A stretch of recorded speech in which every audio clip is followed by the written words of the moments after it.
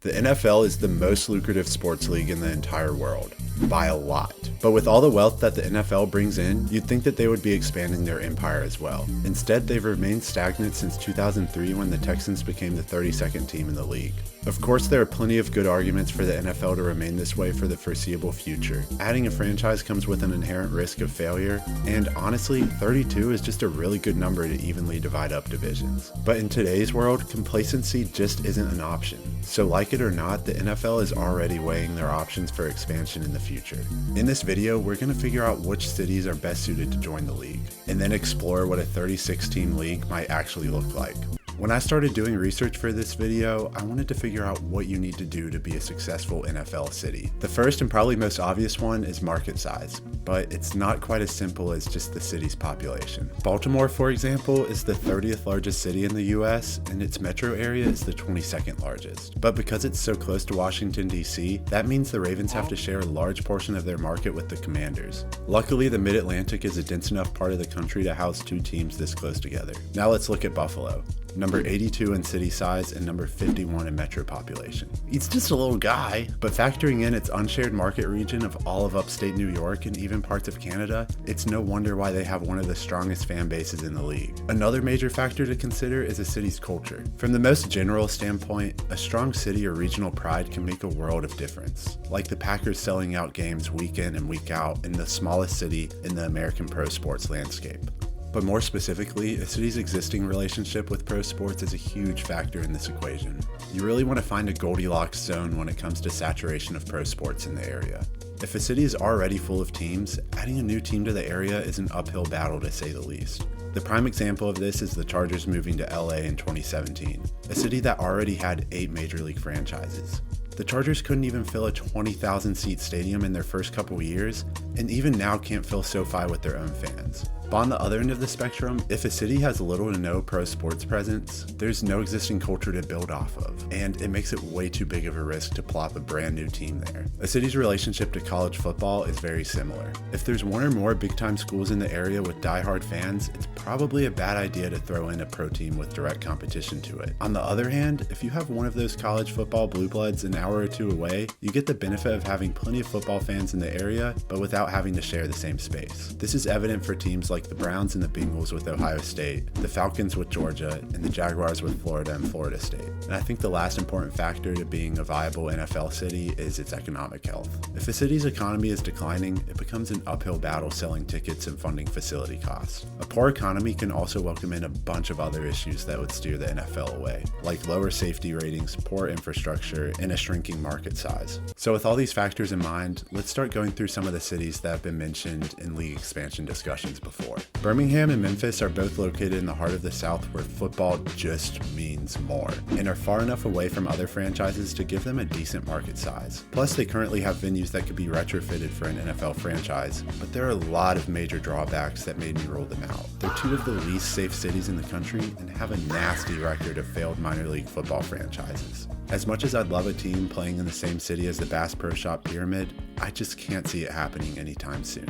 Hampton Roads is an interesting case to look at, because it has a decent sized metro area and is far enough away from DC and Charlotte to give it a good market size. But it isn't just one centralized city with surrounding satellite towns. It's more of like a homunculus of about 7 medium-sized cities, all clustered around the mouth of the James River. So there's less of a shared identity in this region than you typically see elsewhere. This city has also never had a major league franchise before, unless you want to count the ABA's Virginia Squires all the way back in the 70s. And even at the minor league level, there's only 2 teams, so the sports culture here is bone dry to say the least. I really think the Virginia Beach area needs to start with baby steps and just add a couple more minor league teams before they start going after leagues as big as the NFL. Sacramento and Orlando by themselves are great cities to consider for league expansion. They have healthy, growing economies and are home to NBA franchises that have laid down a solid foundation of pro sports fans.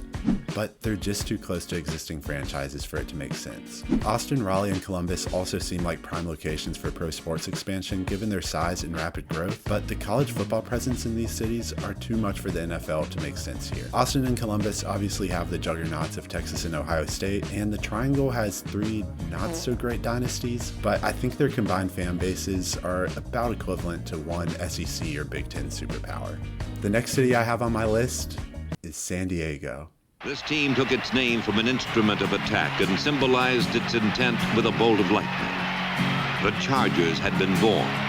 Thus was established a legacy of excitement, a heritage of excellence, a tradition of football the Charger way.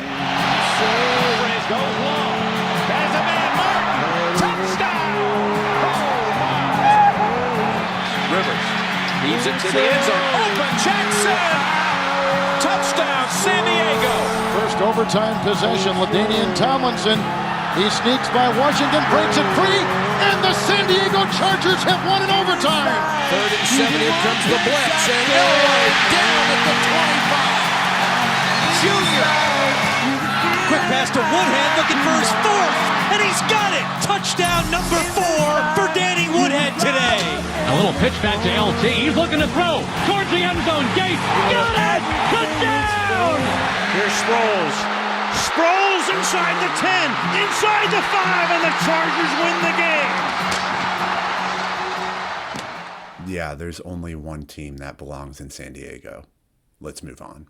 So a lot of the cities that we've covered so far are in the south where it's nice and warm, but what if we added a team up north?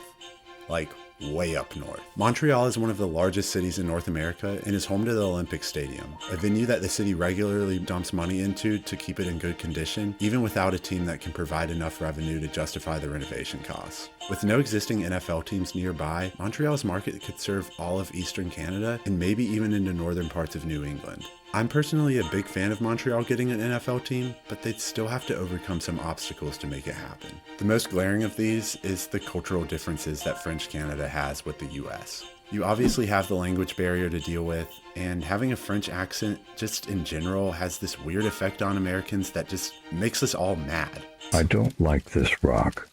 Oh, sorry, I don't like that rock either.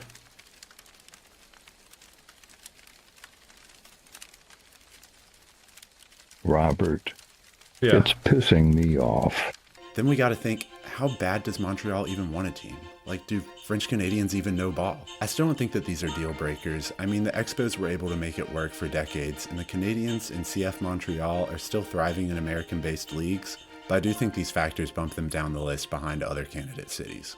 Moving over to the other side of the country, I think that there's an argument to be made for Portland, Oregon. The University of Oregon has risen to one of the perennial elites in college football, and since it's right in that Goldilocks zone I was talking about earlier in terms of proximity, this is great for bringing football fans to Portland. Portland also has a very good track record with supporting other pro sports teams. The Timbers have maintained a strong attendance record above 20,000 for every year that they've been in the MLS. The Thorns have had the #1 attendance in the NWSL nearly every single year the league has existed, and fan support for the Trailblazers is top-notch when their team is playing well. And even though they've been mid the last few years, their fans are still faithful. They have a well-established sports-loving culture here, and since they're straddling the Seattle and San Francisco markets, it just makes so much sense to put a team here. But since it's a relatively small market, it would take some convincing for the NFL to take a chance on Portland. The more realistic outcome would be that the MLB expands here first, seeing that they're already publicly considering them, and that would essentially put the city at capacity for pro sports. Now let's look at a city that I consider to be Portland's rival in this age of pro sports expansion, Salt Lake City.